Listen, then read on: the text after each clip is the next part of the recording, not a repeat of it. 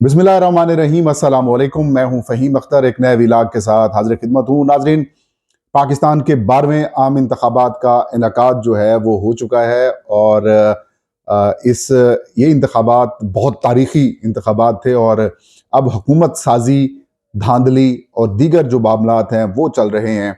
आज हम आपको बताएंगे कि तहरीक इंसाफ के को जो एक्चुअल नशिस्तें मिली हैं और जिन हलकों के अंदर तहरीक इंसाफ का जो मैंडेट है वो चुराया गया है, वो कैसे तहरीक इंसाफ वापस ले सकती है और किस तरह से तहरीक इंसाफ हुकूमत बना सकती है। और जो बैरिस्टर गौहर खान जो कि पाकिस्तान तहरीक इंसाफ के नामजद चेयरमैन हैं, इमरान खान साहब की तरफ से नामजद किए गए हैं, वो जो क्लेम कर रहे हैं कि 170 कौमी असम्बली की नशिस्तें और 180 जो सूबाई असम्बली की नशिस्तें हैं तहरीक इंसाफ पंजाब असम्बली की वो जीत रही है, तो वो किस हद तक दुरुस्त है और पीटीआई को अब क्या ऐसे इकदाम करने पड़ेंगे जिसकी वजह से वो अपने जो मैंडेट है उसको वो वापस ले सकती है, और कहाँ कहाँ से जिन्होंने ये रिजल्ट्स तब्दील किए हैं उनसे ब्लंडर्स हुए हैं, वो हम आपको बताएंगे। और इलेक्शन कमीशन ऑफ पाकिस्तान का जो ओवरऑल मनफी किरदार था उस हवाले से भी मैं आपको अपडेट फ्राहम करूंगा।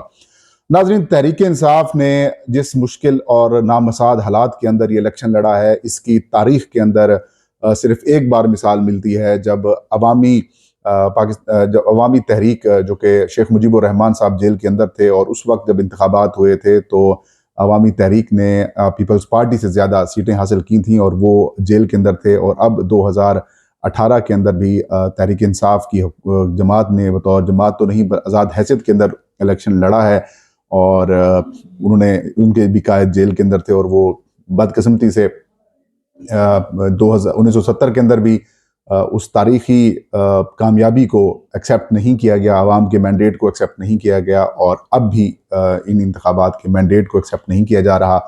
और जिन लोगों ने 50-60 सीटें जीती हैं उनको कहा जा रहा है कि आप जाएं और हुकूमत बनाएं, और वो फिर बेशर्मी की लेवल के हद तक जाकर फिर वो हुकूमत बनाने का ऐलान भी कर रहे हैं। और जो मियाँ नवाज शरीफ साहब की जो विक्ट्री स्पीच है, बज़ाहिर तो वो उनकी विक्ट्री स्पीच कम और उनकी डिफीट स्पीच ज़्यादा है।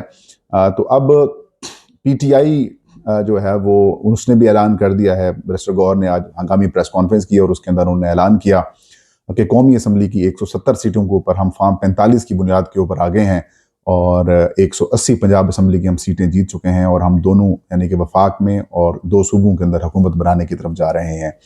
अब तहरीक इंसाफ जो क्लेम कर रही है वो अपनी जगह के ऊपर बिल्कुल ठीक है, लेकिन इलेक्शन कमीशन ऑफ पाकिस्तान जो नतीजा जारी कर रहा है उन नतायज के मुताबिक जो तहरीक इंसाफ है वो जो है वो जो 170 सीटें हैं जो वो क्लेम कर रहे हैं, उससे कम सीटें जो है वो इलेक्शन कमीशन बता रहा है। और वो बता रहा है कि कुल 100 सीटें जो हैं वो आज़ाद उम्मीदवारों ने जीती हैं, लेकिन उनमें से भी जो कुछ 5 या 4 ऐसी सीटें हैं जिनको आप कह सकते हैं कि उन जीतने वाले आज़ाद उम्मीदवारों का ताल्लुक तहरीक इंसाफ से नहीं बल्कि वो मुस्लिम लीग नून या फिर इस्तेकाम पाकिस्तान पार्टी से है। तो ये इस किस्म की जो सूरत हाल है, इस सूरत हाल के अंदर इंटरेस्टिंग बात यह है कि तहरीक इंसाफ मुकाबला भी कर रही है और तहरीक इंसाफ लड़ भी रही है। तो ऐसी सूरत हाल के अंदर तहरीक इंसाफ कहाँ से हुकूमत बना सकती है, ये बड़ा सवालिया निशान है। देखें, जो इलेक्शन का मामला है ये एक मैनेजमेंट एक्टिविटी है और ये एक पूरी प्रॉपर साइंस है। इसको आप ऐसे आप अधूरा नहीं छोड़ सकते। फार्म 45 की इन इंतखाबात के अंदर पहले इनको फार्म 17 कहा जाता था, तो अब ये फार्म 45 है। इसकी बड़ी अहमियत है, ना सिर्फ इसकी अहमियत है बल्कि फार्म 46 की भी अहमियत है। और तहरीक इंसाफ के कई हलकों के अंदर जो उम्मीदवारान हैं उन्होंने ये फार्म 45 जो है वो अपने पास रखे हुए हैं और फार्म 46 भी रखे हुए हैं। जो मैनिपुलेशन की गई है वो दो तरह की गई है। एक, हलकों के फार्म 45 तब्दील किए गए हैं, दूसरा फार्म 46 के अंदर गड़बड़ की गई है और फिर फार्म 47 के अंदर भी गड़बड़ की गई है। एक रफली सा आपको मैं बता देता हूं कि पाकिस्तान के जो वोटर्स हैं वो 12,85,85,000 हैं। 2013 के अंदर 8 करोड़ के करीब वोटर थे और पाकिस्तान का इंतखाबात जब हुए तो टर्न आउट 55% था। 2018 के अंदर हमारे 10 करोड़ के लगभग वोटर्स थे और तब टर्न आउट आया था 51%। और अब 2024 के अंदर 12,85,00,000 वोटर्स हैं। अब टर्नआउट जो क्लेम किया जा रहा है कि 48% है। देखें, मैं ये समझता हूँ कि इन इंतखाबात के अंदर जो फार्म जो जो टर्न आउट है वो ज्यादा से ज्यादा जो आ सकता है वो 45% से ज्यादा नहीं हो सकता। जिन हलकों में 50% से ज्यादा कम टर्न आउट है, आप उनको कह दें कि वो इलेक्शंस वहां पर ठीक हुए हैं, हल्की फुल्की सी वहां पर गड़बड़ हुई है। लेकिन जिन हलकों के अंदर टर्न आउट 50% से ज्यादा है, 50% से ज्यादा है, वहां पर दो चार हलकों की एक्सेप्शंस के बगैर के अलावा बाकी सारे जो हलके हैं वहां पर या फरिश्तों ने वोट डाला है, या फिर खलाई मखलूक ने गड़बड़ की है, या फिर वहां के जो फार्म 47 है उसके अंदर गड़बड़ की गई है। और जो फार्म 45 हैं उनकी बेस के ऊपर जो टर्न आउट होगा वो कम होगा, और जो फार्म 47 की बेस के ऊपर टर्न आउट दिखाया गया है वो उसके अंदर ज्यादा होगा। लेकिन मैं एक मिनट के लिए आपको ये भी बता दूं, जिन बेस के इसके ऊपर तहरीक इंसाफ को ये काम करना चाहिए, उनके सारे लोगों को फार्म 45 अपने पास संभाल के रखें, फार्म 45 की कॉपीज करा लें, बाकी आप सेव कर लें, उनकी पीडीएफ वगैरह भी बना लें, यूएसबीज के अंदर भी रख लें और उसको पब्लिक कर दें। दूसरी चीज, आप form 45 election commission of Pakistan के रिटर्निंग अफिसरों के दफातर के अंदर, जिसके ऊपर फाफिन की एक रिपोर्ट भी आई है, वो कह रहे हैं कि पोलिंग स्टेशन के ऊपर तो शफाफत का सवाल नहीं है, लेकिन पोलिंग स्टेशन के जो 29% पोलिंग स्टेशन हैं पूरे पाकिस्तान के अंदर, जो कि 26,000 बनते हैं, वहां पर भी बड़ी यूं कह सकते हैं कि उन्होंने कहा कि 29% पोलिंग स्टेशन के ऊपर नतायज जो है उस पोलिंग स्टेशन के वो अवेजा नहीं किए गए। और वो कह रहे हैं कि जो शफाफियत का क्वेश्चन है वो आरओज के दफातर के अंदर से उठाया जा रहा है। मैं ये भी कह रहा हूं कि फार्म 45 भी उन्होंने तब्दील कर ली और उनको हम एक्सेप्ट भी कर लेते हैं, लेकिन अगर आपने वोट डाला हुआ है तो वोट डालते वक्त आपसे काउंटर फाइल के ऊपर एक अंगूठे का निशान लगवाया जाता है। वो बड़ा इंटरेस्टिंग है। काउंटर फाइल जो है वो इस बात का सबूत होती है कि ये वोटर आया है, और अगर कल कलांकों की उस हलके का नतीजा चैलेंज किया जाता है और काउंटर फाइल्स ओपन की जाती हैं या फिर काउंटिंग की जाती है सारे बैलेट पेपर्स की, फिर काउंटर फाइल्स जो हैं वो फिर नादरा को भिजवाई जाती हैं।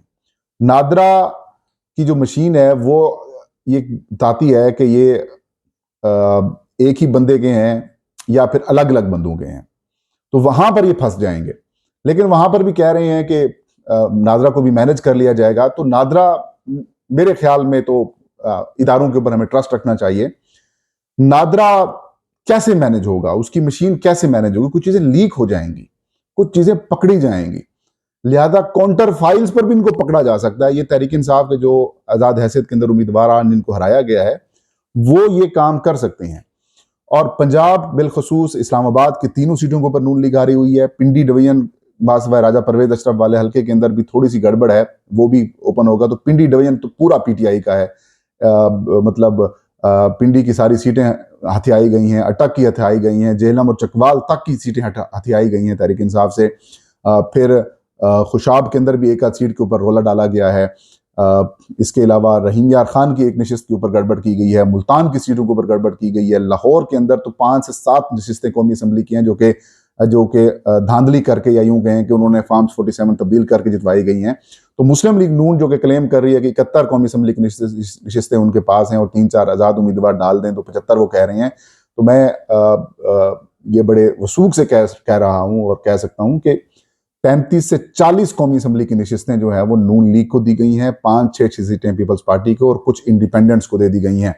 तो यूं आप कह सकते हैं कि तहरीक इंसाफ की जो 160 के करीब या 65 के करीब जो सीटें हैं वो पीटीआई जीती है, इसमें तो कोई शक नहीं है। और वो MWM में शामिल कराकर अपनी जमात के आज़ाद उम्मीदवारों को तो वहाँ से वो मखसूस नशिस्तें भी ले सकते हैं।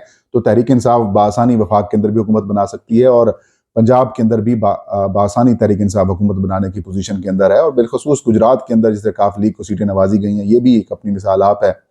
तो तहरीक इंसाफ जो है वो अब कानूनी जंग लड़ेगी, लेकिन इस दौरान कुछ चीज़ें गड़बड़ भी हो सकती हैं। मिसाल के तौर पर ये सीटें अब इलेक्शन कमीशन इनको अगले 13-14 दिन के अंदर नोटिफाई कर देगा, 12 दिन के अंदर या 10 दिन के अंदर नोटिफाई कर देगा, रिटर्न कैंडिडेट्स का नोटिफिकेशन का ऐलान कर दिया जाएगा।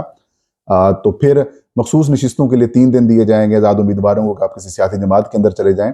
और इस दौरान जो है वो मखसूस नशिस्तें, अगर इन सीटों का फैसला नहीं होता, जो कि कराची की भी तकरीबन 10 से 12 नशिस्तें पीटीआई से हथियाई गई हैं, और इसी तरीके से बलूचिस्तान कोयटा के अंदर और बलूचिस्तान के अंदर से भी 2-3 सीटें पीटीआई जीत रही है, वहाँ से उनको भी हटाया, उनको भी पीटीआई से छीना गया है। तो अब आप यूं कह सकते हैं कि एक मैसिव लेवल की जो धांधली है वो ना सिर्फ पकड़ी भी गई है, बल्कि अब इनको ये धांधली बचाना भी मुश्किल होगा और तहरीक इंसाफ को हुकूमत बनाने से अब मेरे ख्याल में नहीं रोका जा सकता। अगर रोका जाएगा तो ये पाकिस्तान की जमहूरियत के साथ, पाकिस्तान की अवाम के साथ और पाकिस्तान के इस निज़ाम के साथ बहुत बड़ा मजाक और खिलवाड़ होगा। और इमरान खान ने भी कह दिया कि जाओ हुकूमत बनाओ, और एक नई लड़ाई है। इलेक्शन कमीशन तो इसके अंदर बुरे तरीके से फेल हुआ है, लेकिन जो आप कह सकते हैं कि अब अदालतें जो हैं, बिलखसूस chief justice of Pakistan justice Qazi Faez साहब, काबिल मोहतरम, आप बड़े काबिल एहतराम हैं। ठीक है, आपने पीटीआई से इंतखाबी निशान छिनवा लिया, कानून के ऊपर आपने कहा और पार्टी के आइन के ऊपर अमल नहीं होगा, लेकिन अब लोगों के मैंडेट जो है वो नहीं चोरी होना चाहिए। और आप पाकिस्तान की सबसे बड़ी इंसाफ की कुर्सी के ऊपर बैठे हुए हैं। आई होप कि आप इस दफ़ा पाकिस्तान की आवाम के साथ ये डाका जनी नहीं होने देंगे और आवाम का जो मैंडेट है उसी बुनियाद के ऊपर हुकूमत करने दी जाएगी। और अदलिया जो है वो अदलिया का इम्तिहान है और उम्मीद है कि अदलिया इस इम्तिहान में पास होगी। ये ताज कबीर लाख फ़हीम अख्तर को इजाज़त दीजिए। अल्लाह सब कहां से